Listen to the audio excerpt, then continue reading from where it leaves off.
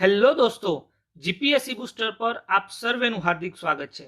અને આજના લેક્ચરમાં આપણે જુલાઈ મહિનાના વીક નંબર 1ના જેટલા પણ મોસ્ટ ઇમ્પોર્ટન્ટ કરંટ અફેરના ટોપિક્સ છે એના વિશે ચર્ચા કરવાના છીએ. અને જે મિત્રોએ હજી સુધી અમારી ચેનલને સબસ્ક્રાઇબ નથી કરી તેઓને ખાસ વિનંતી છે કે પ્લીઝ અમારી ચેનલને સબસ્ક્રાઇબ કરો, જેથી આવનારા તમામ વિડીયોઝની નોટિફિકેશન આપણને મળતી રહે. અને આજનો જે પહેલો ઇમ્પોર્ટન્ટ ટોપિક છે એ છે સેન્ટ્રલ ઝૂ ઓથોરિટી. કેન્દ્ર સરકારની એક સંસ્થા છે જે દેશના તમામ ઝૂ છે, ચિડિયાઘર છે, એને કંટ્રોલ કરે છે. એને આપણે કહીએ છીએ સેન્ટ્રલ ઝૂ ઓથોરિટી. અને આ જે સંસ્થા છે એની હમણાં પુનઃરચના કરવામાં આવી છે. ઓકે, પુનઃરચનામાં શું કર્યું છે કે બે નવા મેમ્બર એડ કર્યા છે. પહેલું છે એ છે દિલ્હીના જે સ્કૂલ ઓફ પ્લાનિંગના આર્કિટેક્ટના નિષ્ણાત હોય છે એને એડ કર્યા છે. અને બીજું મોલિક્યુલર બાયોલોજીસ્ટને આમાં એડ કર્યા છે. તો આ જે ઓથોરિટી છે આ કયા મંત્રાલય હેઠળ આવે છે મિત્રો? તો એ છે પર્યાવરણ, વન અને આબોહવા પરિવર્તન મંત્રાલય, રાઈટ. અને આ ઓથોરિટીની સ્થાપના ક્યારે થઈ હતી? 1992માં. અને કયા અધિનિયમ હેઠળ? તો એ છે વન્ય પ્રાણી સંરક્ષણ અધિનિયમ 1972. ખાસ યાદ રાખજો. અને સેન્ટ્રલ ઝૂ ઓથોરિટી કુલ 10 સભ્યોની બની છે. અને એના અધ્યક્ષ જે પર્યાવરણ પ્રધાન છે એ હોય છે. મતલબ કે પર્યાવરણ મિનિસ્ટર જે હશે એ હશે. તો આ જે સેન્ટ્રલ ઝૂ ઓથોરિટી છે એનો મુખ્ય ઉદ્દેશ્ય શું છે? તો જે કંઈ ભારતમાં જૈવ વિવિધતા છે એના સંરક્ષણમાં રાષ્ટ્રને મદદ કરવાની છે. અને એના રિલેટેડ લો અથવા તો કાયદાઓ બનાવવાના છે અને એને ઇમ્પ્લિમેન્ટ કરવાનું છે. ઓકે, હવે જે સેકન્ડ ઇમ્પોર્ટન્ટ ટોપિક છે એ છે રણબીર સિંહ કમિટી. તાજેતરમાં સરકારે એક કમિટી બનાવી છે જેનું મુખ્ય કામ રહેશે કે જે ક્રિમિનલ લોસ છે ભારતમાં એમાં શું સુધારો કરી શકાય. હવે ક્રિમિનલ લોઝ એટલે શું? જે આપણે આઈપીસી છે, સીઆરપીસી છે, ઓકે, આ બધા જે લોસ છે, આ બધી જે કોડ છે, પિનલ કોડ છે, એને આપણે ક્રિમિનલ લોસ કહીએ. અને આ બન્યા છે અંગ્રેજોના સમયગાળામાં. તો સરકારનું એવું કહેવાનું થાય છે કે ભાઈ ઘણો સમય થયો છે આઝાદી બાદ, તો આ કાયદામાં પણ સુધારા વધારા થવા જોઈએ. તો એના માટે રણવીર સિંહની અધ્યક્ષતામાં એક કમિટી બનાવી છે જેનું નામ આપ્યું છે રણબીર સિંહ કમિટી. ઓકે, હવે આ કમિટી કરશે શું?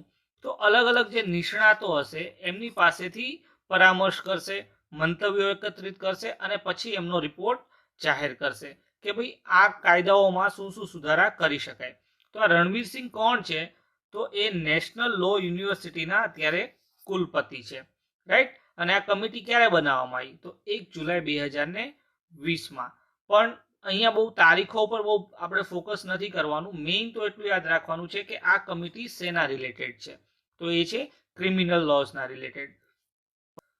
જો ક્રિમિનલ લોઝની હિસ્ટ્રી જોઈએ તો આની શરૂઆત કોણે કરી હતી? તો એ હતા lord Macaulay. Okay, lord Macaulay આ કાયદાનું કોડિફિકેશન કર્યું હતું.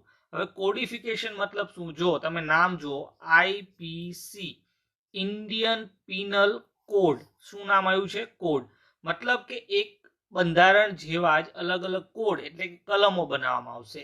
એને આપણે કહીશું કોડિફિકેશન. તો આ શરૂઆત કોણે કરી હતી? Lord Macaulay. અને ભારતમાં અલગ અલગ કયા ચાલે છે? ભારતીય દંડ સંહિતા એટલે કે આઈપીસી, ફોજદારી કાર્યવાહીની સંહિતા 1973, સીઆરપીસી, ભારતીય પુરાવા અધિનિયમ 1872. આ બધા જે કાયદાઓ છે એને આપણે કહીએ છીએ ક્રિમિનલ લોઝ, રાઈટ.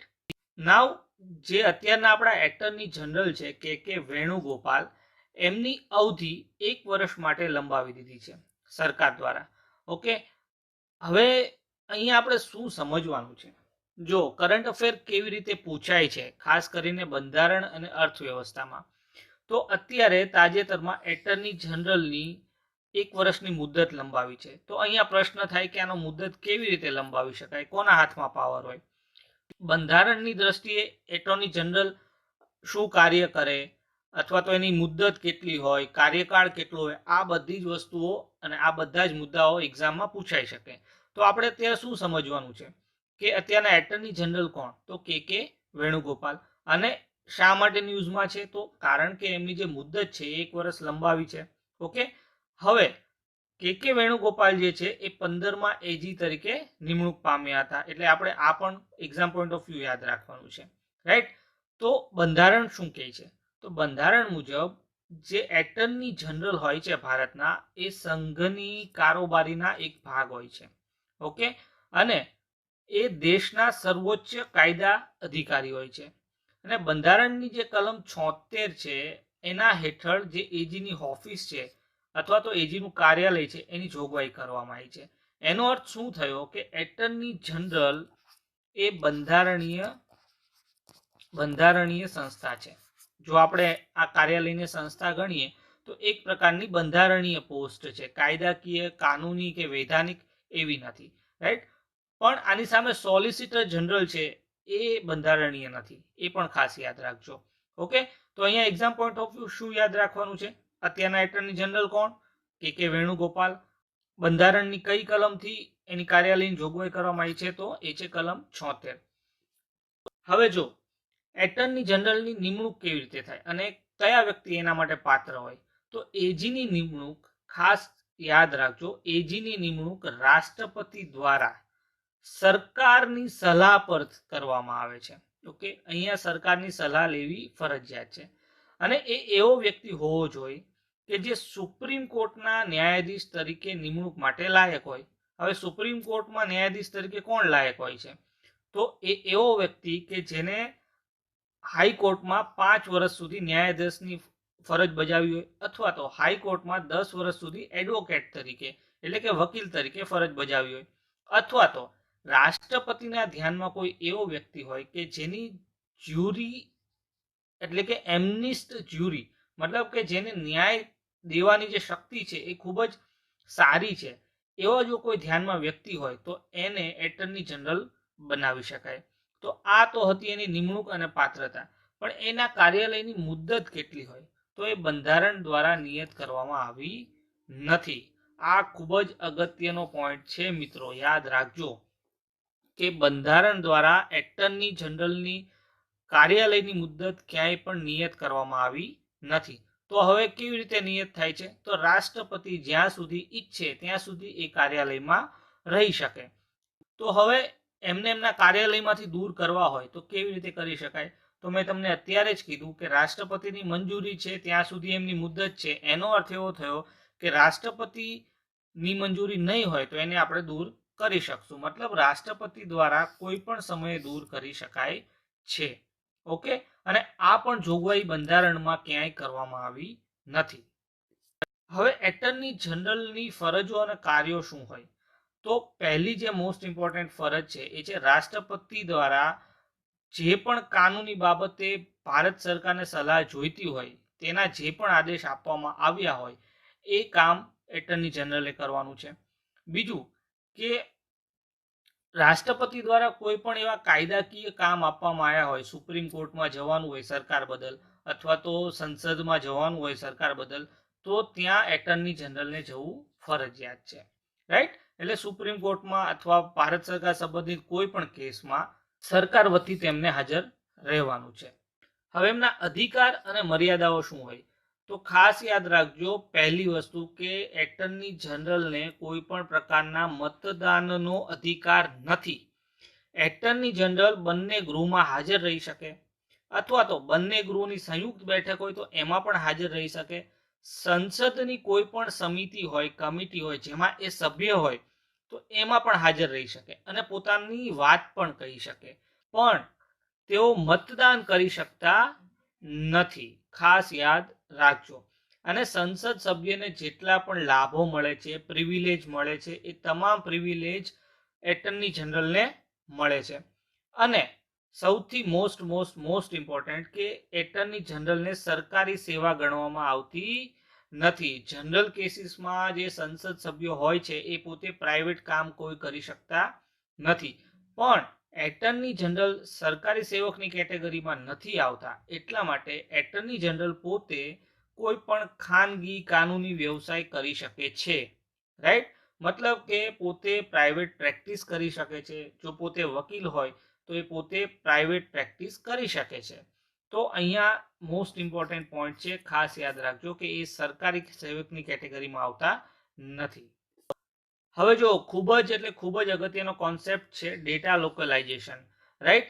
જો તાજેતરમાં શું થયું, 29 જૂનના રોજ સરકારે 59 એપ્લિકેશન ચાઇનાની બેન કરી અને ત્યારબાદ ન્યૂઝપેપરની અંદર આ શબ્દ ખૂબ જ વધારે ચર્ચામાં આવી ગયો છે કે ડેટા લોકલાઇઝેશન શું હોય, રાઈટ? અને 100% આનો એક્ઝામમાં પૂછાવાના ચાન્સીસ ખૂબ જ વધારે છે.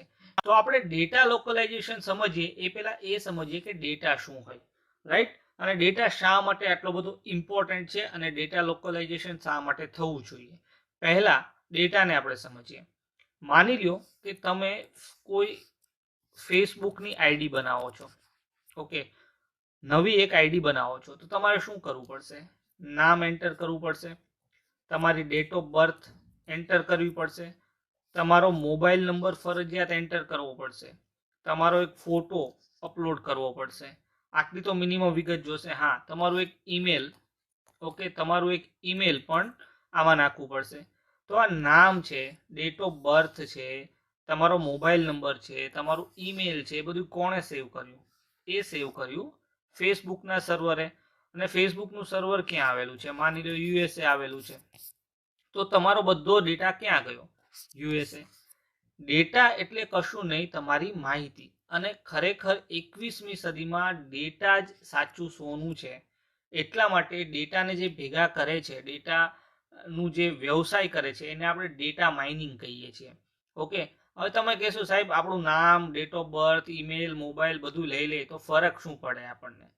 અને એનાથી એવડો મોટો તો શું ઇસ્યુ થઈ જાય કે આટલા મોટા પાયે આવા સરકારે એક્શન લેવા પડે છે? એક જ મિનિટ તમને સમજાવું. તમે જ્યારે ફેસબુકની અંદર કોઈ આઈડી બનાવો છો, ઓકે, ફેસબુકની અંદર આઈડી બનાવો છો ત્યારે ફેસબુકમાં તમે કોઈ વિડીયો લાઈક કરો છો, ઓકે, કોઈ પોસ્ટ લાઈક કરો છો, એના આધારે ફેસબુક વાળા એ ડિસાઈડ કરે કે તમને શું ગમે છે, એવી જ પોસ્ટ તમને દેખાડે. હવે તમે કહો સાહેબ તો એમાં નવું શું? તો નવું એ છે મિત્રો કે ઇલેક્શન હોય, એક એક્ઝામ્પલ લ્યો કે ઇલેક્શન હોય અને એક બાજુ બીજેપી છે અને એક બાજુ કોંગ્રેસ છે, રાઈટ? તો ખરેખર દુનિયા શું વિચારી રહી છે, કે ખરેખર ભારત દેશના યુવાનો શું વિચારી રહ્યા છે, એ બધું ક્યાં આવવાનું છે? સોશિયલ મીડિયા ઉપર. અને ફેસબુક એ ડેટા કલેક્ટ કરીને રાખશે કે ભાઈ બીજેપીને વધારે મત મળી શકે એમ છે કે કોંગ્રેસને વધારે મત મળી શકે એમ છે. ચાઇના પાકિસ્તાનને લાવીશું તો ફેર પડશે કે કોરોના લાવશું તો ફેર પડશે? કેવા પ્રકારની ન્યૂઝ લાવશું તો ભારત દેશમાં ધ્યાન હટી જશે કે મત મળવાના ચાન્સીસ વધી જશે? આ બધું જ ડેટાના આધારિત કંટ્રોલ કરી શકાય છે.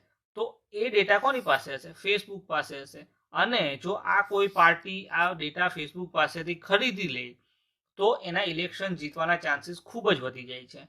તો જે આપણું ભારતના બંધારણનું એક સપનું છે, free and fair election, okay, કોઈ પણ જાતના ચીટિંગ વગરનું ઇલેક્શન, એવું તો શક્ય બનશે નહીં, કારણ કે આ ડેટા ચોરી ખૂબ મોટા પ્રમાણમાં થાય છે. અને તમને યાદ હોય તો ગત વર્ષે એક મોટું કૌભાંડ આવ્યું હતું, કેમ્બ્રિજ બ્રિટાનિકા કરીને, ઓકે, એક બહુ મોટું કૌભાંડ આવ્યું હતું કે જેમાં ડોનાલ્ડ ટ્રમ્પે ફેસબુક પાસેથી ડેટા ખરીદી અને ઇલેક્શન જીત્યા હતા, એવું આખો રૂમર ફેલાણો હતો. તો આ ખૂબ જ મોટો ઇસ્યુ છે, ડેટા ચોરી થવો. હવે એક બીજા એક્ઝામ્પલથી પણ સમજીએ કે માની લઈએ કે આપણે ક્રેડિટ કાર્ડથી કે એટીએમથી ખરીદી કરીએ છીએ, કે આપણે એક શૂઝ ખરીદી કર્યા. હવે જ્યારે તમે એટીએમ સ્વાઇપ કર્યું ત્યારે એટીએમનો નંબર અને એ કોના નામનું છે, કઈ બેંકનું છે, આ બધો ડેટા સર્વરમાં ગયો. હવે જે મેક્સિમમ ડેટા છે, વિઝા કાર્ડ છે કે અન્ય બીજા કાર્ડ છે, રૂપે કાર્ડ સિવાય લગભગ બધા જ કાર્ડ એવા છે કે જેના ડેટા સર્વર ક્યાં છે? યુએસએમાં છે. ક્યાં છે મિત્રો? યુએસએમાં છે. તો તમારો કાર્ડ નંબર, તમે શું ખરીદવાનું પસંદ કરો છો, તમને કઈ પ્રકારની પ્રોડક્ટ્સ ગમે છે, આ બધો ડેટા યુએસએમાં જશે. અને એના આધારે યુએસએ એની ઇન્ડસ્ટ્રીઝમાં પ્રોડક્શન કરશે અને એ આવીને ભારતમાં વેચશે. તો સમજાય છે એક નાનકડો ડેટા આખી અર્થવ્યવસ્થા ચલાવી રહ્યો છે, ઘણા બધા ઇલેક્શન્સ ચલાવી રહ્યો છે, ઘણા બધાની માંગમાં વધારો કરી રહ્યો છે, રાઈટ? તો ડેટા ખૂબ જ અગત્યનો છે. તો હવે પ્રોબ્લેમ શું છે? ડેટા લોકલાઇઝેશન એટલે શું એને આપણે સમજીએ. તો જો ડેટા લોકલાઇઝેશન ગુજરાતીમાં આપણે સમજીએ તો લોકલાઇઝેશનનો અર્થ થાય છે સ્થાનીકરણ. શું થાય છે? સ્થાનીકરણ. હવે ડેટા લોકલાઇઝેશનનો ભારતના સાપેક્ષમાં આપણે મિનિંગ સમજીએ તો ભારત એવું કહેવા માંગે છે કે આપણો જેટલો પણ ડેટા છે એ ભારતની સરહદની બહાર ન જવો જોઈએ. ઓકે, સાર્વભૌમતા જો તમને ખબર હોય તો જમીની સાર્વભૌમતા જે હોય એવી જ રીતે ડિજિટલ સાર્વભૌમતા પણ દરેક દેશની હોવી જોઈએ. ચાઇના સંપૂર્ણપણે, ખાસ ધ્યાનથી સાંભળજો, ચાઇના સંપૂર્ણપણે ડિજિટલ રીતે સાર્વભૌમ છે. મતલબ ચાઇના પોતાનું ઇન્ટરનેટ વાપરે છે, પોતાનું સર્વર વાપરે છે, દરેક વસ્તુ પોતાની વાપરે છે. જ્યારે ભારત લગભગ સર્વર બહારના વાપરે છે. તો ભારતે પણ ડિજિટલ રીતે સાર્વભૌમ થવું પડશે જો આત્મનિર્ભર થવું છે તો. ઓકે, તો ડેટા સ્થાનિકીકરણની વ્યાખ્યા શું છે કે કોઈ પણ ઉપકરણ પર ડેટા સ્ટોર કરવાની ક્રિયા છે જે કોઈ ચોક્કસ દેશની સરહદોની અંદર હાજર હોય, જ્યાં ડેટા જનરેટ થતો હોય. મતલબ તમારો ડેટા જ્યાં બને છે ત્યાં જ એ ડેટા સ્ટોર થાય, એ જ એક સરહદની અંદર. ભારતમાં તમારો ડેટા બને છે તો એનું સર્વર પણ ભારતમાં હોવું જોઈએ અને ભારતે જ એનો કંટ્રોલ કરવો જોઈએ. આ પહેલા એક શ્રી કૃષ્ણ સમિતિ હતી, એને પણ વાત કરી હતી કે ડેટા લોકલાઇઝેશન થવું જોઈએ, કારણ કે આપણો ડેટા જ્યારે બહાર જાય છે ત્યારે ઘણી બધી સ્પાય એક્ટિવિટી, ગુપ્તચર એક્ટિવિટી જેને આપણે કહીએ, એ ભારત ઉપર બહુ વધારે મોટા પ્રમાણમાં થાય છે. અને તાજેતરમાં રિઝર્વ બેંક ઓફ ઇન્ડિયાએ પણ તમામ બેંકોને કહી દીધું છે કે ભાઈ તમારી જે ચૂકવણીની સિસ્ટમો છે એનો ડેટા સ્થાનીકરણ કરવાનું છે ફરજિયાત. ઓકે, એટલે ધીરે ધીરે હવે જે એટીએમ છે, એટીએમ મશીન છે, ક્રેડિટ કાર્ડ છે, ડેબિટ કાર્ડ છે, આ બધાનો જે ડેટા છે એ ભારતમાં સેવ થવા મળશે. એનાથી ફાયદો એ થશે કે બીજા દેશના લોકો સાયબર અટેક કરીને આપણા પૈસા નહીં ચોરી થઈ જાય. ઘણા બધા લોકો સાથે ફ્રોડ થાય છે, એનું મુખ્ય કારણ છે ડેટા લોકલાઇઝેશન ભારતમાં નથી. તો આ કોન્સેપ્ટને ખાસ સમજજો. જો ના સમજાયો હોય તો ફરી એક વખત આટલી ક્લિપ જોઈ લેજો. પણ આ કોન્સેપ્ટ એક્ઝામ માટે ખૂબ જ અગત્યનો છે. હવેનો જે નેક્સ્ટ ટોપિક છે એ અત્યારે જે નવા તાજેતરમાં આપણે શસ્ત્રો લીધા છે અને નવા આપણે આર્મીમાં એન્ટર કર્યા છે, આર્મીની અંદર ઇમ્પ્લાન્ટ કર્યા છે, એના રિલેટેડ છે. તો આપણી જે સેનાની ત્રણેય અલગ અલગ વિંગ છે, એક થળ સેના છે, નેવી છે અને એરફોર્સ છે, આ ત્રણેય વિંગમાં નવા વેપન્સ નાખવામાં આવ્યા છે. તો સરકાર હવે 33 નવા એરક્રાફ્ટ ખરીદશે, જેમાં રશિયા પાસેથી 21 MiG-29 અને હિન્દુસ્તાન એરોનોટિકલ્સ લિમિટેડ પાસેથી 12 નવા સુખોઈ વિમાનો ખરીદશે અને 59 MiG-29 જેટનું અપગ્રેડેશન કરશે. તો 3 વિમાન તમારે ખાસ યાદ રાખવાના છે. MiG-29 કોના દ્વારા બનાવવામાં આવેલું છે? ખરેખર તો રશિયા દ્વારા. એ ભારતે ખરીદેલું છે અને ભારત હવે એને અપગ્રેડ કરે છે.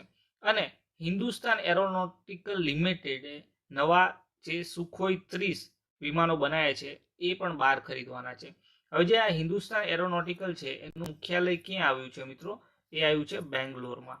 ખાસ યાદ રાખજો, બેંગ્લોરમાં આવેલું છે, રાઈટ. અને મિસાઇલમાં આપણે શું શું ખરીદવાના છીએ? તો મિસાઇલમાં પિનાકા સિસ્ટમ ખરીદવાના છીએ, અસ્ત્ર મિસાઇલ ખરીદવાના છીએ અને land attack cruise missile system ખરીદવાના છીએ, જેની જે લિમિટ છે એ 1000 કિલોમીટર હશે. હવે અહીંયા થોડું કન્ફ્યુઝન છે કે જે અસ્ત્ર મિસાઇલ છે એમાં શું લખ્યું છે? Beyond visual range air two air missile. તો આ શું હોય એને આપણે પહેલા સમજીએ. જો કોઈ અહીંયા હેલિકોપ્ટર છે, માની લો આ ભારતનું હેલિકોપ્ટર છે અને અહીંયા એક હેલિકોપ્ટર છે, ચીનનું હેલિકોપ્ટર છે. હવે આ હેલિકોપ્ટર જો કોઈ મિસાઇલ છોડશે તો એને કેવી રીતે બચશું? તો આપણું જે હેલિકોપ્ટર છે એ પણ એક મિસાઇલ છોડીને અહીંયા ડિસ્ટ્રોય કરી નાખશે. તો શું થયું? હવામાં ફાયર થયું અને હવામાં જ એ મિસાઇલ ડિસ્ટ્રોય થઈ ગઈ. આ ટાઈપની જે મિસાઇલ હોય છે એને આપણે કહીએ છીએ એર ટુ એર મિસાઇલ.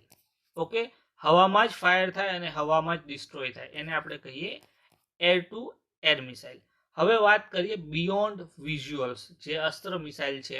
તો બિયોન્ડ વિઝ્યુઅલ મતલબ બીજું કશું નહીં, જ્યાં તમારી નજર નથી પહોંચતી ત્યાં એ મિસાઇલ પહોંચી જશે. મતલબ ઘણી વખત એવું બને કે વચ્ચે વાદળ હોય અથવા તો કોઈ એવું વાતાવરણ હોય કે સામેનું હેલિકોપ્ટર નહીં દેખાતું હોય અથવા તો મિસાઇલ આપણને ના દેખાય. તો આ મિસાઇલની અંદર એવી સિસ્ટમ ડેવલપ કરવામાં આવી છે કે એ એની હીટ અને એના જે કંઈ અલગ અલગ નોર્મ્સ હશે એ મુજબ એ ડેટા કલેક્ટ કરીને એ મિસાઇલ ઉપર એ એટેક કરી દેશે. તો અસ્ત્ર ખાસ યાદ રાખજો, અસ્ત્ર જે છે air two air fire missile છે. તો વાત કરીએ પિનાકાની, તો પિનાકા જો આ ટાઈપનું કંઈક દેખાય છે. પિનાકા હથિયાર પ્રણાલી આ ટાઈપનું દેખાય છે. હવે ઇમેજ એટલા માટે મૂકી છે કારણ કે અહીંયા તમે જુઓ તો શું છે, એક સાથે બહુ બધી મિસાઇલ છે. તો ભારતની જે પિનાકા સિસ્ટમ છે એની ખાસિયત જ આ છે કે એક સાથે બહુ બધી મિસાઇલો ફાયર કરી શકે છે. મલ્ટી રોકેટ ટાઈપની છે આ જે પિનાકા સિસ્ટમ છે, બરોબર. તો આ કોના દ્વારા બનાવવામાં આવ્યું છે? આ છે DRDO દ્વારા બનાવવામાં આવ્યું છે, અને આ યુદ્ધમાં ખૂબ જ યુઝફુલ છે. એક સાથે બહુ બધા લોકેશન ઉપર ફાયર કરી શકાય છે આને, રાઈટ. હવે બીજું છે અસ્ત્ર મિસાઇલ. તો અસ્ત્ર મિસાઇલ પણ DRDO દ્વારા જ ડેવલપ કરવામાં આવી છે, અને મેં તમને વાત કરી એમ એર ટુ એર મિસાઇલ છે અને બિયોન્ડ વિઝ્યુઅલ રેન્જ વર્ગની મિસાઇલ છે, ખાસ યાદ રાખજો. અને દિવસ હોય કે રાત હોય, ગમે તેટલા વાદળ હોય, તમામ પરિસ્થિતિમાં આ મિસાઇલ કામ કરશે. હવેનો જો ખૂબ જ અગત્યનો ટોપિક છે એ છે કોગ્સ એક્સ. આ આર્ટિફિશિયલ ઇન્ટેલિજન્સ માટેનો વિશ્વની સૌથી મોટી ઇવેન્ટ છે, ખાસ યાદ રાખજો. અને આર્ટિફિશિયલ ઇન્ટેલિજન્સ શું હોય, જો એ તમને ના ખ્યાલ હોય તો અગાઉનો જે વિડીયો છે જૂન મહિનાનો જે વીક નંબર 4 છે એમાં આપણે ડિટેલમાં આના વિશે ડિસ્કશન કર્યું છે. હવે શા માટે આપણા માટે ઇમ્પોર્ટન્ટ છે? કારણ કે ભારતનું જે માય ગવર્નન્સ પ્રોજેક્ટ છે એના અંતર્ગત આપણે એક હેલ્પ ડેસ્ક બનાવી હતી, કોરોલા હેલ્પ ડેસ્ક, અને જે આર્ટિફિશિયલ ઇન્ટેલિજન્સથી ચાલતી હતી. એને 2 એવોર્ડ મળ્યા છે આ કોક્સની જે ઇવેન્ટ હતી એમાં. પહેલો છે COVID-19 માટે શ્રેષ્ઠ ઇનોવેશન સોસાયટી એવોર્ડ, અને બીજો people's choice COVID-19 overall choice award. આ 2 એવોર્ડ કોક્સ એક્સમાંથી ભારતને આવ્યા છે. તો આપણા માટે એક્ઝામ પોઈન્ટ ઓફ વ્યૂ શું સમજવાનું છે? પહેલો પોઈન્ટ કે કોગએક્સ એ AI એટલે કે આર્ટિફિશિયલ ઇન્ટેલિજન્સ પરની વિશ્વની સૌથી મોટી ઇવેન્ટ છે. આને આપણે યાદ રાખવાનું છે. અને ભારતમાં કોને એવોર્ડ મળ્યો છે? તો કોરોના હેલ્પ ડેસ્કને. અને કોના દ્વારા બનાવવામાં આવ્યો છે, અથવા તો કયા અભિયાન હેઠળ બનાવવામાં આવ્યો છે? તો એ છે માય ગવર્નન્સ અભિયાન હેઠળ. ઓકે, નાવ ખૂબ જ અગત્યનો ટોપિક, પ્રેરક દોર સમ્માન. જે આપણે સ્વચ્છતા સર્વેક્ષણ કરીએ છીએ દર વર્ષે, જે સ્વચ્છ ભારત મિશન છે એના હેઠળ એક સર્વે કરવામાં આવે છે, સ્વચ્છ સર્વેક્ષણ.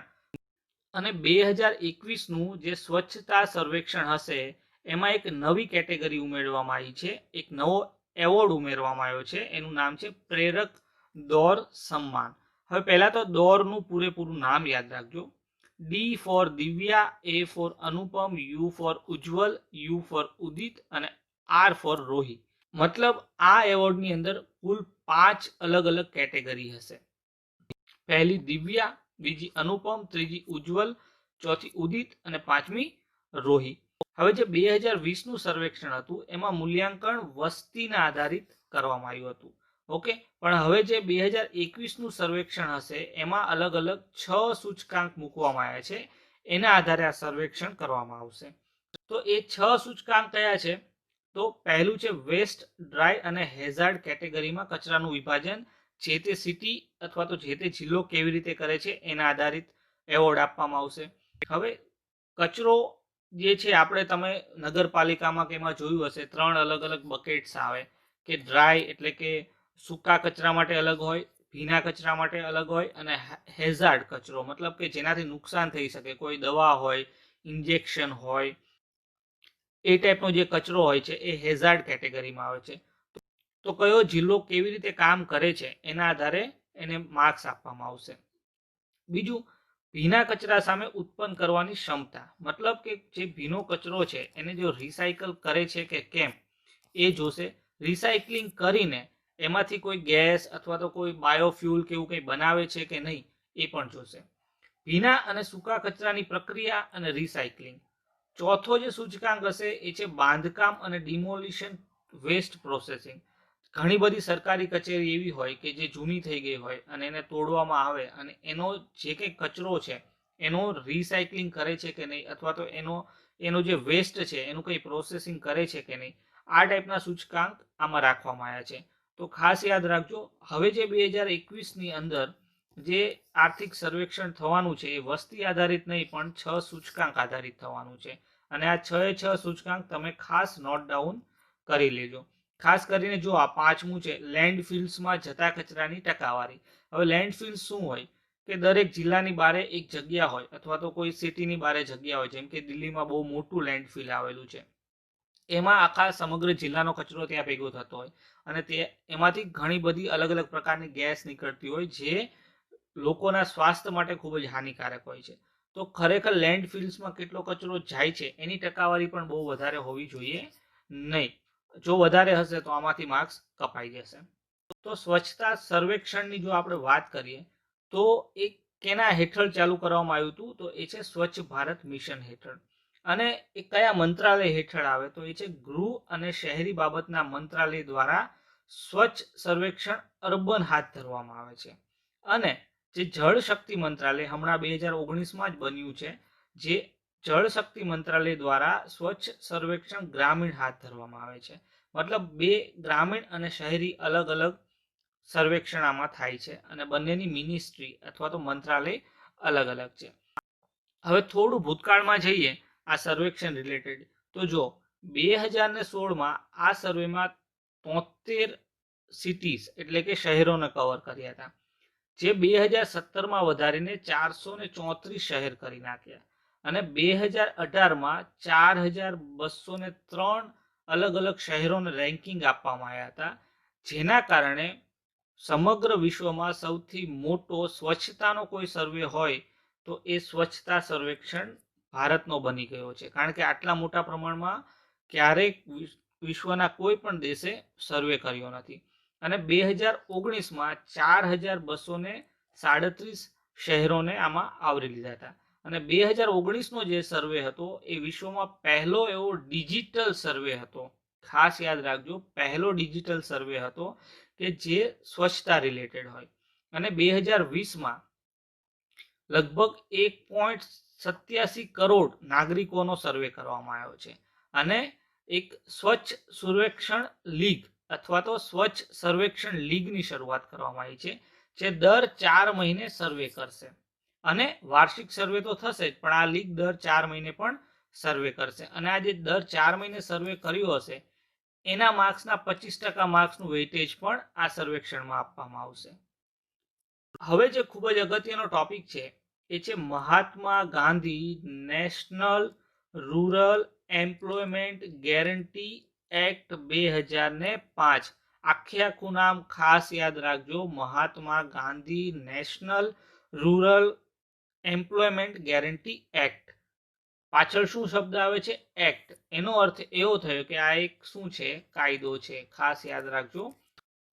એટલે કે બંધારણ દ્વારા આને માન્યતા આપવામાં આવી છે અને દરેક વ્યક્તિને આનો હક અથવા તો લાભ મળવો જોઈએ.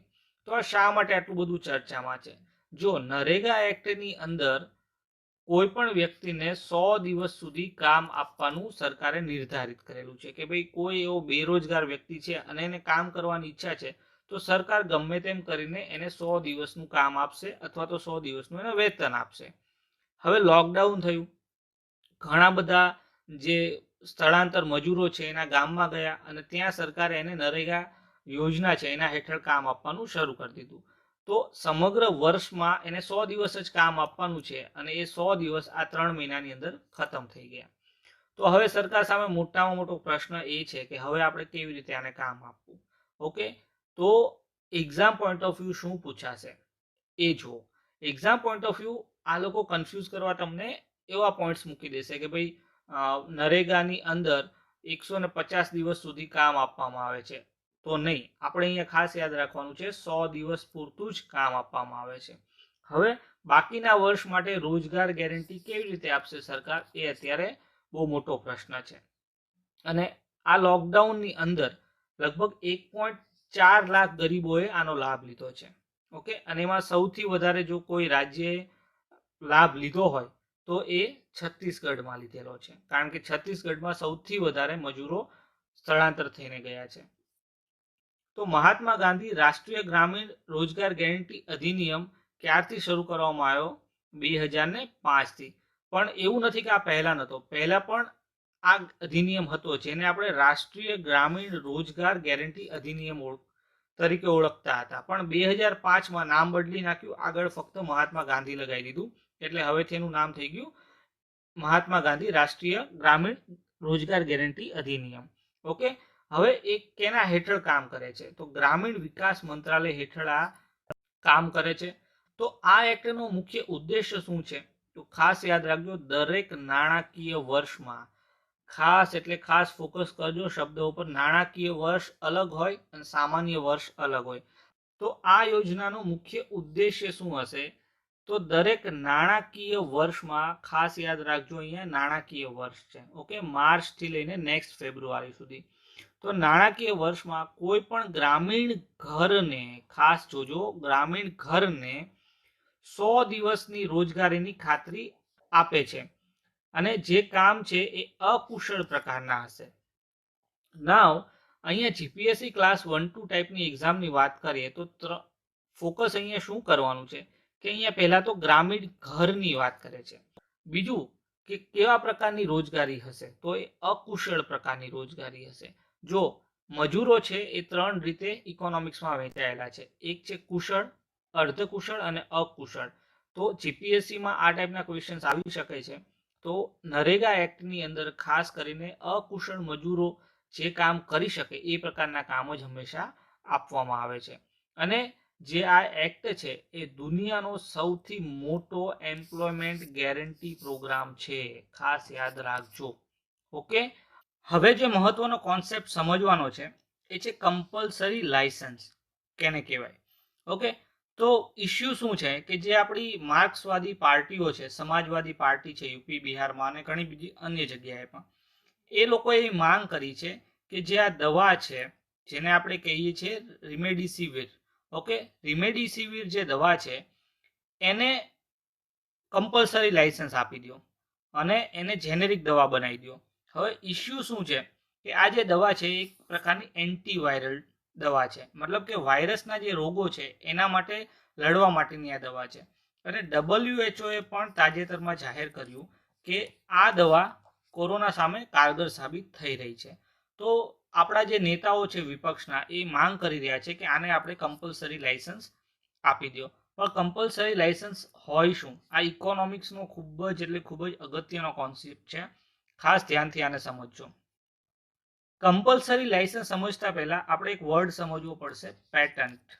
ઓકે, દરેક કોઈ પણ નવું સંશોધન થાય અથવા તો નવી દવા આવે તો સૌથી પહેલા આપણે એને શું કરે છે? કંપની પેટેન્ટ કરાવી દે છે. તો પેટેન્ટનો અર્થ એવો થાય કે કોઈ પણ દેશ એ દેશની અંદર એને મોનોપોલીનો અધિકાર આપે.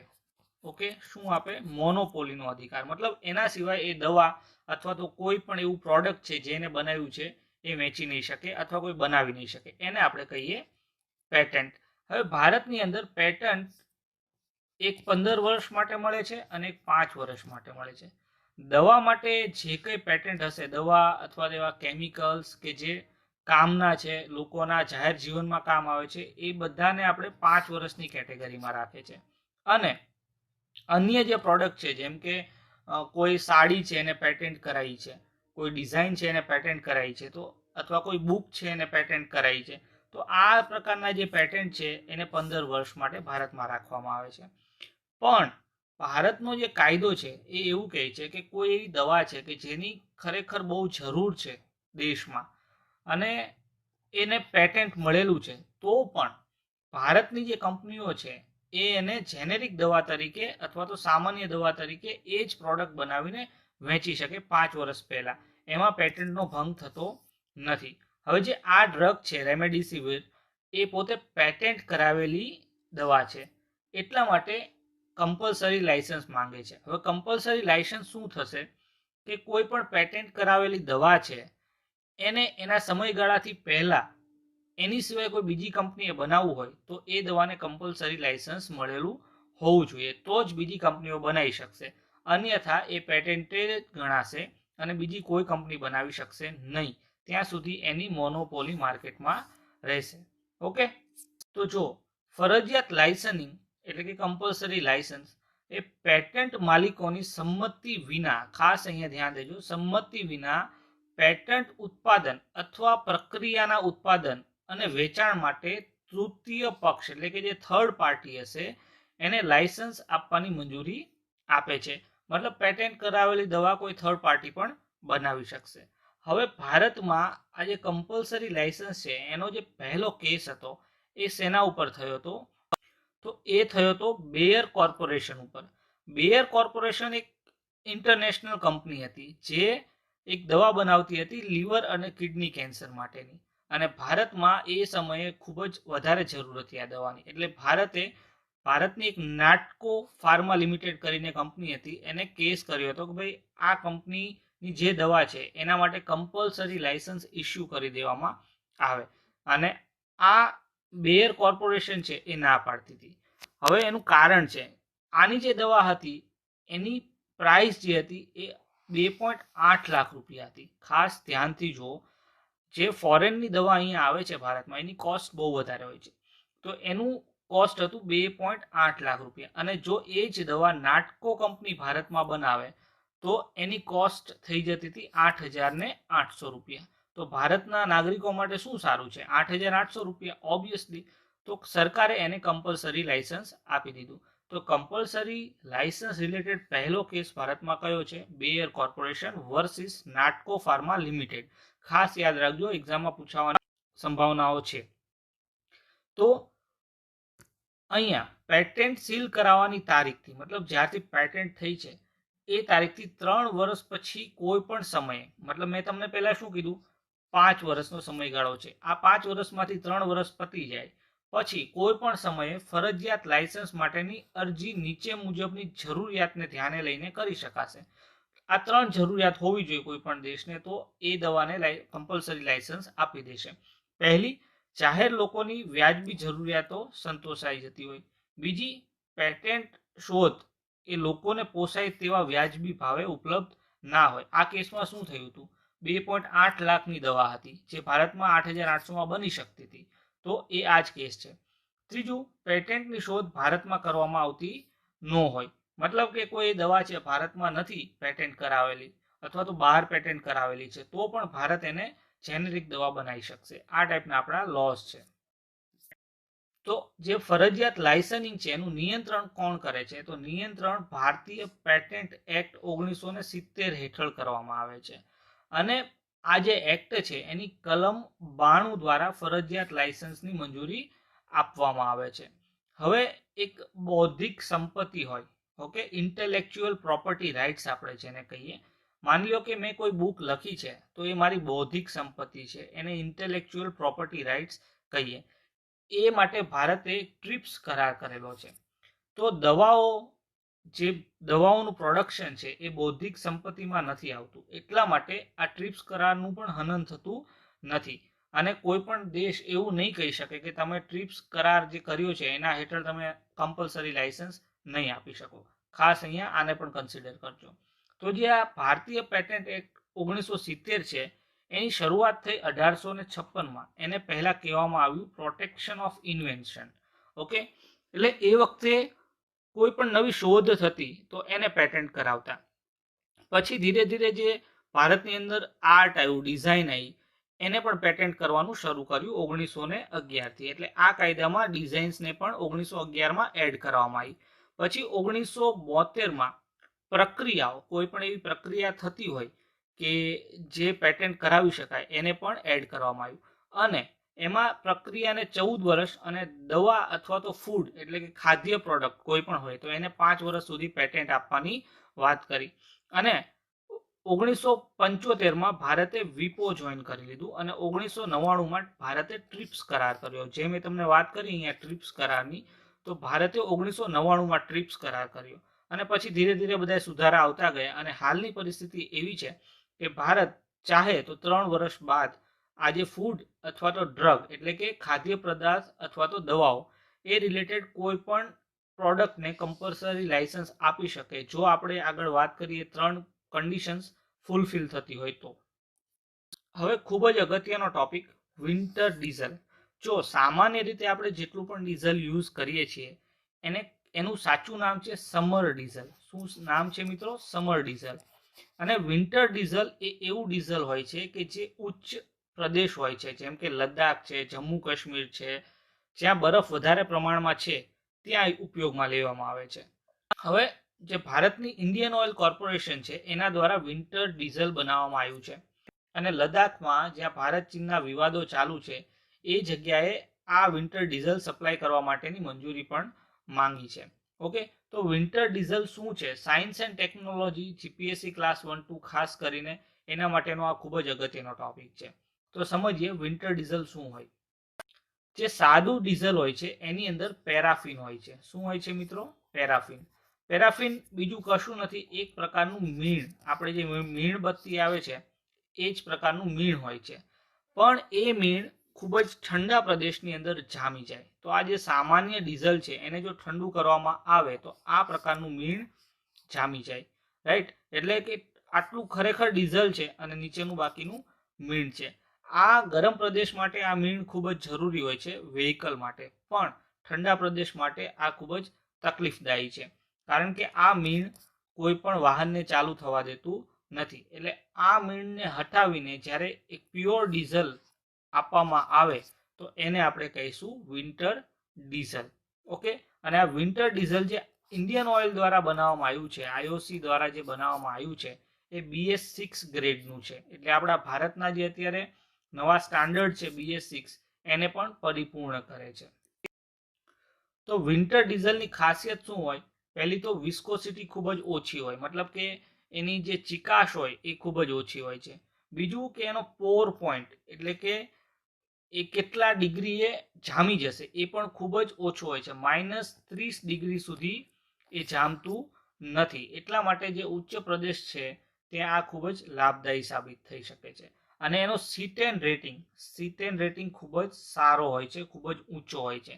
ખાસ યાદ રાખજો, ડીઝલ માટે જે રેટિંગ વાપરવામાં આવે છે એને આપણે સીટેન રેટિંગ કહીએ છીએ, અને પેટ્રોલ માટે જે રેટિંગ યુઝ કરવામાં આવે છે એને આપણે ઓક્ટેન રેટિંગ કહીએ છીએ. ઓકે, તો સીટેન અને ઓક્ટેન પણ તમે સાથે સાથે યાદ રાખી લેજો. અને વિન્ટર ડીઝલમાં સલ્ફર ખૂબ જ ઓછા પ્રમાણમાં હોય છે, જે પ્રદૂષણ ખૂબ જ ઓછું કરે અને જે એન્જિન હોય છે એની લાઈફ પણ ખૂબ જ વધારી દે છે. તો સાથે સાથે આપણે એ પણ જોઈ લઈએ, ઇન્ડિયન ઓઇલ કોર્પોરેશન વિશે પણ થોડી માહિતી લઈ લઈએ, કારણ કે આ ટાઈપના ક્વેશ્ચન્સ પણ ઘણી વખત આવે છે. તો ઇન્ડિયન ઓઇલ કોર્પોરેશન એક મહારત્ન કંપની છે, ખાસ યાદ રાખજો. સંપૂર્ણપણે ભારત સરકારની કંપની છે અને એની સ્થાપના 1959માં થઈ હતી. અને એનું હેડક્વાર્ટર એટલે કે મુખ્યાલય નવી દિલ્હીમાં આવેલું છે, અને ભારતની સૌથી મોટી કોમર્શિયલ ઓઇલ કંપની છે. ખાસ યાદ રાખજો, ભારતની સૌથી મોટી ઓઇલ કોમર્શિયલ કંપની છે. અને ભારત બહાર પણ શ્રીલંકામાં, મોરિશિયસમાં અને મિડલ ઈસ્ટમાં આની કંપનીઓ છે, રાઈટ. તો આના વિશે ખાસ નોટ ડાઉન કરી લેજો. હવેનો જે અગત્યનો ટોપિક છે એ છે અનુચ્છેદ 78. શા માટે ઇમ્પોર્ટન્ટ છે? કારણ કે જે ભારતના વડાપ્રધાન છે એને રાષ્ટ્રપતિને માહિતગાર કર્યા તાજેતરમાં. ઓકે, છેલ્લા જ્યારથી 2014થી સત્તામાં આવ્યા બાદ પહેલી વખત રાષ્ટ્રપતિને આવી રીતે માહિતગાર કરવામાં આવ્યા છે, એ અનુચ્છેદ 78નો ઉપયોગ કરીને. તો કયા મુદ્દાઓ વિશે માહિતગાર કર્યા છે? તો એ છે ચીન સાથે જે સરહદનો વિવાદ ચાલે છે એના વિશે, ભારત ઉપર જે ઇકોનોમિક ક્રાઇસિસ છે, આર્થિક સંકટ છે એના વિશે, અને કોરોના 19ની પરિસ્થિતિ ભારતમાં શું છે એના વિશે. ઓકે, આ 3 મુદ્દા વિશે રાષ્ટ્રપતિને માહિતગાર કરવામાં આવ્યા છે. તો બંધારણની કલમ 78 ખાસ યાદ રાખી લેજો કે આ જે કલમ છે એ રાષ્ટ્રપતિને માહિતી પ્રદાન કરવાના સંદર્ભમાં વડાપ્રધાનની ફરજો સાથે સંબંધિત છે. હવે અહીંયા શબ્દ ધ્યાનથી જોજો, ફરજ. ઓકે, આ કમ્પલસરી નથી, મતલબ વડાપ્રધાને રાષ્ટ્રપતિને કોઈ પણ સલાહ આપી કે મંતવ્ય આપવું એ ફરજિયાત નથી. અહીંયા ફક્ત એની ફરજ છે કે એ રાષ્ટ્રપતિને માહિતગાર કરે. તો એ પાવર ક્યાંથી મળે છે? બંધારણની અનુચ્છેદ 78થી. હવે ખૂબ જ એટલે ખૂબ જ અગત્યનો પોઈન્ટ, એકદમ ફેક્ચ્યુઅલ છે પણ આ યાદ રાખવું ખૂબ જ જરૂરી છે. અસમ કિલબેક કરીને સાપ છે જે 129 વર્ષ પછી ફરીવાર દેખાયો છે. આ એકદમ બહુ જ મોટી ઘટના કહેવાય પર્યાવરણમાં, કારણ કે કોઈ પણ સાપ 129 વર્ષ સુધી જીવે એ તો શક્ય નથી. ઓકે, પ્લસ ક્યાં હશે, કઈ જગ્યાએ, કઈ લોકેશને સંતાયેલા હશે 129 વર્ષ સુધી, એ પણ ખૂબ જ મોટી બાબત છે. તો તાજેતરમાં તમે જોશો તો લોકડાઉન થયું, લોકડાઉન પછી ઘણી બધી નવી પ્રજાતિઓ જોવા મળે છે અને ઘણી બધી એવી પ્રજાતિઓ બહારે આવવા માંડી છે કે જે ખરેખર વિલુપ્ત થઈ ગઈ છે, લુપ્ત થઈ ગઈ છે એવું જ આપણે માની રહ્યા હતા. છેલ્લા 150 વર્ષથી ના દેખાઈ હોય, 200 વર્ષથી ના દેખાઈ હોય એવી પ્રજાતિઓ બહાર આવવા માંડી છે. તો આ આસામ કિલબેક કરીને જે સાપ છે એ પહેલી વખત 1891માં દેખાણો હતો. ત્યારબાદ એ ગાયબ જ થઈ ગયો અને ફરીથી 129 વર્ષ બાદ હવે દેખાયો છે. ઓકે, એટલા માટે એને લુપ્ત પ્રજાતિ તરીકે વ્યાખ્યાયિત કરી દેવામાં આવી હતી. આ સાપમાં કોઈ પણ પ્રકારનું ઝેર હોતું નથી, ખાસ યાદ રાખજો. અને આની લંબાઈ લગભગ 60 સેન્ટીમીટર જેટલી હોય છે, બહુ જ નાનો સાપ હોય છે. તો એક્ઝામ પોઈન્ટ ઓફ વ્યૂ આપણે યાદ રાખવાનું છે કે અસમ કિલબેક એક સાપનું નામ છે. ઓકે, અને લુપ્ત પ્રજાતિ ગણાતી હતી અને ફરીથી દેખાઈ છે અને રિલેટેડ છે અસમ સાથે, એટલે કે અસમના જે પહાડી વિસ્તારો છે ત્યાં આ સાપ જોવા મળે છે. હવે જે નાતાન્ઝ કરીને એક જગ્યા છે એ અત્યારે ખૂબ જ ચર્ચામાં છે. કારણ શું છે કે ઈરાનની અંદર એક અંડરગ્રાઉન્ડ ન્યુક્લિયર ફેસિલિટી હતી, મતલબ કે જમીનની અંદર એક ન્યુક્લિયર ફેસિલિટી, ન્યુક્લિયર એક રીતે સમજો તો પ્રયોગશાળા હતી. ત્યાં રાતોરાત આગ નીકળી ગઈ. હવે આ એટલા માટે ડેન્જર છે કારણ કે અહીંયા ન્યુક્લિયર એક્ટિવિટી ચાલતી હતી અને જો ત્યાં કોઈ વિસ્ફોટ થયો હોય તો આપણને ખબર જ છે કે હિરોશીમા, નાગાસાકી ઉપર જે ન્યુક્લિયર બોમ્બ ફૂટ્યા હતા અથવા તો નાખવામાં આવ્યા હતા એના બાદ ઘણા વર્ષો સુધી એની ઇફેક્ટ રહી હતી. તો ન્યુક્લિયર એનર્જીની સૌથી મોટી ડેન્જરસ જે આપણે ડ્રોબેક કહીએ એ જ છે કે એ જ્યાં જ્યાં વિનાશ ફેલાવે છે એ ઘણા વર્ષો સુધી એની અસર રહી છે. તો તમારે યાદ એ રાખવાનું છે કે નાતાન્ઝ ક્યાં આવ્યું છે, તો નાતાન્ઝ આવ્યું છે ઈરાનમાં. ઓકે, જે નાતાન્ઝ છે એ ઈરાનના મધ્ય ઇસ્ફહાન પ્રાંતમાં આવ્યું છે, એ પણ ખાસ યાદ રાખવાનું છે. અને આ જે પરમાણુ ફેસિલિટી હતી એ ઇન્ટરનેશનલ એટોમિક એનર્જી એજન્સીના નજર હેઠળ હતી. આના વિશે તમે ડિટેલમાં જે IAEA છે, આ જે સંસ્થા છે, એક્ઝામ પોઈન્ટ ઓફ વ્યૂ એટલી બધી ઇમ્પોર્ટન્ટ છે કે તમે આના વિશે વાંચશો ત્યારે ખ્યાલ આવશે. તો તમે જ્યારે પણ આના વિશે વાંચો તેની શોર્ટ નોટ્સ બનાવીને પ્લીઝ કમેન્ટ બોક્સમાં જરૂરથી લખજો. હવે જે બીજું લોકેશન છે જે ખૂબ જ ન્યૂઝમાં છે એ છે બોત્સવાના. બોત્સવાના ક્યાં આવ્યું છે, તો એ આવ્યું છે આફ્રિકામાં. હવે એ શા માટે ન્યૂઝમાં છે, કારણ કે અહીંયા રાતોરાત ઘણા બધા હાથીઓ એકી સાથે મૃત્યુ પામી ગયા. ઓકે, તો આ દક્ષિણ આફ્રિકામાં એક લેન્ડલોક દેશ છે. હવે દક્ષિણ આફ્રિકામાં ઘણા બધા લેન્ડલોક દેશ આવેલા છે અને જ્યારે કોઈ એવો દેશ ન્યૂઝમાં હોય છે ત્યારે 100% તમે પાસ્ટ ગયા વર્ષના કે જૂના પેપર્સ જોશો તો એમાં તમને પૂછશે કે આ દેશ, આમાંથી કયા દેશ લેન્ડલોક દેશ છે. ઓકે, તો આ યાદ રાખજો કે આ લેન્ડલોક દેશ છે. હવે લેન્ડલોક દેશ કોને કહેવો, તો કોઈ દેશ હોય એની આજુબાજુ જમીન જ હોય, કોઈ પણ પ્રકારનું પાણી ના હોય અથવા તો બીજા અન્ય દેશ હોય, વચ્ચે કોઈ પાણી હોય જ નહીં, તો એવા જે દેશ છે એને આપણે લેન્ડલોક દેશ કહીશું. અને અહીંયા એક બહુ મોટું રણ આવેલું છે, કાલ્હારી રણ આપણે જેને કહીએ છીએ. તો આ રણનો લગભગ 70% ભાગ આ દેશની અંદર આવેલો છે. અને જે જગ્યાએ હાથીના મૃત્યુ થયા છે એ કઈ જગ્યા છે, એ છે ઓકાવાંગો ડેલ્ટામાં આ બધા હાથીઓની મૃત્યુ થઈ છે. તો આ જે ડેલ્ટા છે એ પણ વર્લ્ડ હેરિટેજ લિસ્ટમાં છે, 2014માં એને સામેલ કરવામાં આવ્યું હતું. ઓકે, હવે ફરીથી એક એવી જાતિ જે 136 વર્ષ પછી ફરીથી દેખાઈ છે, એનું નામ છે ગ્લોબબા એન્ડરસોની. ઓકે, આ વનસ્પતિ છે અને એ ફરીથી દેખાણી છે અને એને આપણે ડાન્સિંગ લેડીઝ અથવા તો હંસ ફૂલો તરીકે પણ ઓળખાય છે. આ લાસ્ટ 1875માં દેખાણી હતી, એના બાદ અત્યારે ફરીથી દેખાઈ છે. અને આ ક્યાં જોવા મળે છે, તો સિક્કિમ હિમાલય જે છે એ સિક્કિમ હિમાલયની પહાડીઓમાં જોવા મળે છે. અને અત્યારે જે દેખાણી છે એ ત્યાં તીસ્તા નદી છે એની જે ખીણ છે ત્યાં દેખાણી છે. ઓકે, તો આ પ્રજાતિનું નામ આપણે એક્ઝામ પોઈન્ટ ઓફ વ્યૂ યાદ રાખવાનું છે અને એને કયા નામે ઓળખાય છે એ પણ યાદ રાખવાનું છે કે ડાન્સિંગ લેડીઝ અને હંસ ફૂલો. અને કયા એરિયામાં દેખાય છે ભારતના, તો એ સિક્કિમ હિમાલયના પર્વતોમાં અથવા તો ત્યાંની જે નદીઓ હોય છે તેની ખીણોમાં દેખાય છે. હવે ખૂબ જ અગત્યનું એક સંસ્થા છે એના વિશે આપણે ચર્ચા કરવાની છે, National Atlas and Thematic Mapping Organisation, NATMO આપણે જેને કહીએ. આ જે નાટમો છે એ ભારતના તમામ પ્રકારના નકશાઓ બનાવે છે. ભારતનો નકશો હોય, કોઈ રાજ્યનો નકશો હોય, કે કોઈ નદી ક્યાંથી ક્યાં જાય છે એનો નકશો હોય, આ બધું જ કોણ બનાવે છે? નાટમો. તો તાજેતરમાં નાટમોએ COVID-19ના ડેશબોર્ડ એક બનાવ્યું હતું, એનું 4થું અપડેટ પ્રકાશિત કર્યું છે. ઓકે, તો આપણે આ સંસ્થા વિશે જાણીએ. તો આ સંસ્થાનું જે સ્થાપના છે એ 1956માં રાષ્ટ્રીય એટલાસ સંગઠન તરીકે કરવામાં આવી હતું. ઓકે, અને એના જે સ્થાપક દિગ્દર્શક હતા એ SP ચેટર્જી હતા. અને આ સંગઠનને કાર્ટોગ્રાફીની જવાબદારી આપવા માટે 1978માં એનું નામ બદલીને નાટમો કરી દેવામાં આવ્યું છે. ઓકે, હવે કાર્ટોગ્રાફી એટલે શું? નકશા બનાવવાનું વિજ્ઞાન, એને આપણે કહીએ કાર્ટોગ્રાફી. એનો અર્થ એવો થયો કે 1978 પહેલા આ સંસ્થા નકશા બનાવતી નથી. ખાસ એ પણ યાદ રાખજો. અને આ સંસ્થા કયા વિભાગ હેઠળ આવે છે? તો એ આવે છે ભારત સરકારના વિજ્ઞાન અને ટેકનોલોજી વિભાગના હેઠળ, જેના હેઠળ ઈસરો પણ આવે છે. યાદ રાખજો, ઈસરો પણ આવે છે, department of science and technology. અને આનું મુખ્ય મથક આવેલું છે કોલકાતામાં. ખાસ યાદ રાખજો.